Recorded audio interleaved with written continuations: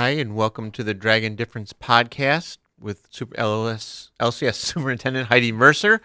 And I'm Mark Snyder, Director of Communications and Marketing for Lake Orion Community Schools, and we're here with Early Childhood Teacher of the Year, Kelly Thomas. Hi, Kelly. How you doing? I'm great, thank you. We're so glad to have you with us. Obviously, you're recognized for all of the wonderful things you do. Can you tell us a little about your journey to get to this point within Lake Orion? Sure. So, teaching is actually not my first Oh, profession. okay. um, my first degree is actually in interior design from Michigan State University. So, but I do say that part of my life helped me get to this spot because I spent about 6 years in interior design and I did not like it. It kind of sucked the life out of me, and I just spent a lot of time during those 6 years, reflecting and thinking, what do I really want to do with my life? Because it's not this. And I just recall, like, when I was in high school, I did a lot of summer camps with kids. And I thought, I liked that experience. So I think kids is kind of where I want to be, because I knew I wanted to do something that made a difference, and, something where I went home every day and I'm like, I really made a difference today. And it was not interior design and selling wallpaper. So, so I went back to school. I went back to Oakland University, and I got my bachelor's degree in elementary education. And so my journey started in Lake Orion. So I spent 7 years at Pine Tree as an LSS teacher. So I loved my time there. And at that time, I had just started having kids. So my girls were young, and it was the perfect fit. So I loved teaching reading, and I could kind of be a mom and teach at the same time. And during those 7 years, I started to kind of think about, where do I want my teaching journey to go? And I had started at our church that we were attending at the time, volunteering in our, we had a special needs classroom there. They needed someone, and I volunteered and filled in. So we had a wide variety of kids in our room with special needs.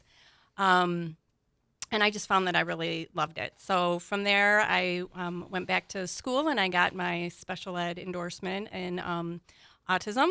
Well, to say before that, I got my special ed endorsement in early childhood, because I thought I might want to teach kindergarten when I was thinking about my journey and where it would end up. So I got my special ed endorsement. I got my ZA endorsement in early childhood. Then I got my endorsement in autism. And then I jumped on over to Clarkston for just a little bit. Not too long. You needed to have somewhere to go up from, right? An opportunity presented itself in Sure, of Clarkston course. to teach in their early childhood special education program. So I went over there for just 7 short years, and but I did fall in love with that area Right, of sure, teaching. It really, I'm like, this is my spot. This is where this is my teaching fit for sure. So I spent 7 years there, and then the opportunity presented itself at Orion Oaks for an ASD classroom. And I was kind of, getting that 7-year itch where I'm like, okay, I'm ready to try something else and see, if my skill set might work somewhere else. So I jumped back to Lake Orion, and I was an ASD teacher over there at Orion Oaks for 3 years. And, I learned a ton. It was very busy, very active, learned a lot. I'm thankful for that experience, because I think it's really kind of made me a better early ECSE teacher, because I've kind of been in both worlds now. So I know, like, where my kids now are headed. So then there was a retirement in the ECSE program here. So I jumped back. Like, I have to go back to where my teaching heart is. So, and that's where I've been for the past 7 years. So makes me feel really old. 6 years here, 7 years there. So yeah. It's remarkable. I mean, I guess you have to give of yourself, especially to do the two areas that I guess are blended together in your current job, but special education and the early childhood. Yeah. Did you discover that about yourself, that you kind of had those Yeah, those I kind of interests? Yeah, I mean, I feel like I am very patient. So, as you can imagine, it's a little Oh yeah. busy, crazy. You have to wear a lot of hats. There's a lot going on every single day. You have to have eyes behind your head. You're never sitting down. You're always moving. So I like that. I like to be moving and busy and doing. but then also very, very patient and calm. So you have to have a lot of different kind of like sides to your personality, and maybe in a 15-minute time frame, So yeah, Your organization is something, and the systems you have in place in your classroom is something that was pointed out, when you were yeah. nominated for the Teacher of the Year. Can you kind of share a little bit about what those are in the classroom and how important those are to you? Yeah, so my area, kind of my teaching area of expertise is children with autism. So I've just learned over my teaching years working in Clarkston and then working in Orion Oaks. Um, Children on the spectrum, they learn differently than neurotypical students do. So it's very important to have your environment structured so that they understand what is expected of them and to teach to how they learn. So in my classroom, everything is very clear to the kids what they're supposed to do. So there's usually a clear beginning and end of like, you're going to first do this, and when you get to the end, this is what you're going to do next. I mean, I do allow them some free time or leisure time where everything is not so structured because they have to have that time too to pursue their own interests in the classroom. But during their specific learning times when I want them to learn something or I need to teach them a skill, it's very structured. So, for example, I call it circle, table, triangle time, and that's kind of like centers in our classroom. I have like structured bins. They're labeled 1, 2, 3, and then there's independent tasks within the bins that the kids they learn the system and they learn how to do the tasks within the bin system. So, I mean, the goal is to teach them independence, but it also teaches them skills. It teaches them, pre-academic skills within that structure. And the beauty of it is at the start of the year, many kids have no idea what is being expected of them. But by the end of the year, with the repetition and teaching them, and it's a visually structured system, I can kind of just stand back and watch them learn and be independent with and so then I can incorporate lots of different tasks and activities within those bins and they don't need me so much, right? So then the goal is just independence for them. So Heidi, when people think about like public schools and just schools in general, they think about K-12, right? That's where their mind goes. That's what they know. That's kind of what they hear in the media and everything like that. The value and the importance of the early childhood is something that you've put a great value on in this district as from your previous role into this role, and how important is like what Kelly does. I really think that it's critical. Again, especially teaching at the early ages that you are teaching at, supporting students, kind of you're the start of their school career. yeah. And I think what you had mentioned before about having the experience of seeing where they go in elementary is really a great experience and knowing kind of how you're preparing them, right? Right. What they need to be able to do to be Right. successful Right. in elementary. And I think, those are important things. That's why as a school district, I think we're very blessed to have our own early childhood center because to me, it's part of our district. Right. It's who we are. And Right. so those students it's really a jump start in our district as to their educational career. Yeah, it's very one of the things that brings me the greatest amount of joy is like right now I have kids who are getting ready to go to kindergarten and I am like, you're ready. I can see like you are ready for the next step. You're going to be successful. You've done the work and you're ready to go. So it's very exciting to see. And what an accomplishment that must feel. Oh yeah. That you have been a Right. significant part of that and a significant impact. Right. Or even I have students who they have been with me for a year and now they're ready to be pushed out into like a general education preschool classroom. Like they don't need me anymore because now they're ready to go be with their gen ed peers and gen ed. So I mean that's one of the most satisfying parts of my job for sure. I always say I would keep you forever, but my job is to push you out and have you fly. And that I think that is so key, is to recognize that is truly the ultimate goal. As Yep. hard as that is on your heart, Yes. but that is truly the goal. Right. And I think you said, setting the systems up in the classroom environment are what your students need in order to be able to soar. Right. So having that background and knowing exactly what it is that, again, you can target that for each student so that they can achieve at their highest potential. That is truly what it's all Yep. about.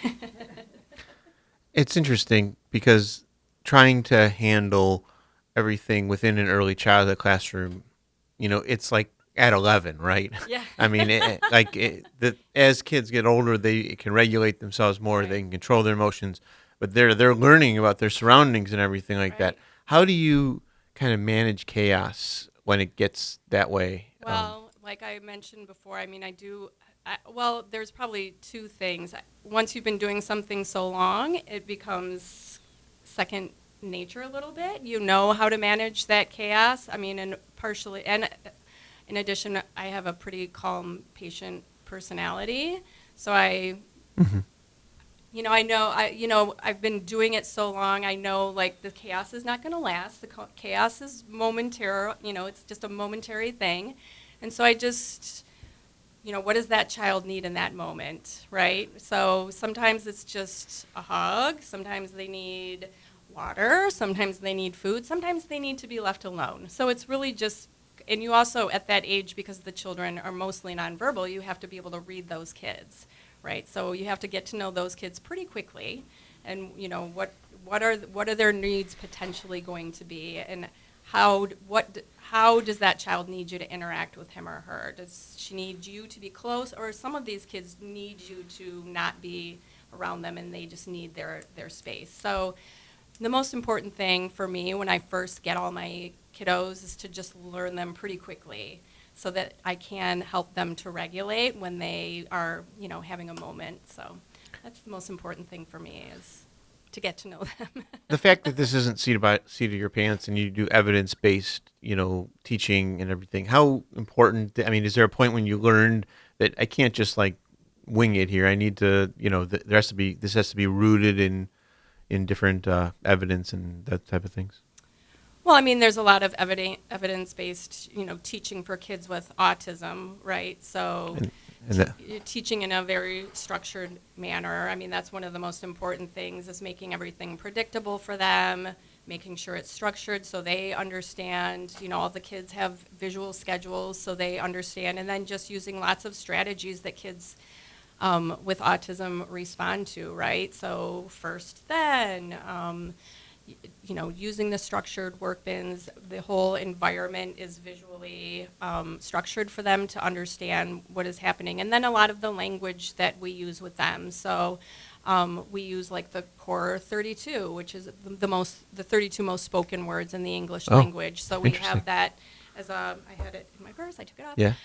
But it's the core vocabulary. So we use, Really? We use that with all of the children. They have it all on their iPads that they all have, all the children, and they carry those iPads with them, and we model language for them all day long. And eventually, the beautiful thing is they start to use their language, use that language if they want more or something, or if they want something, they can say, I want more, I want it.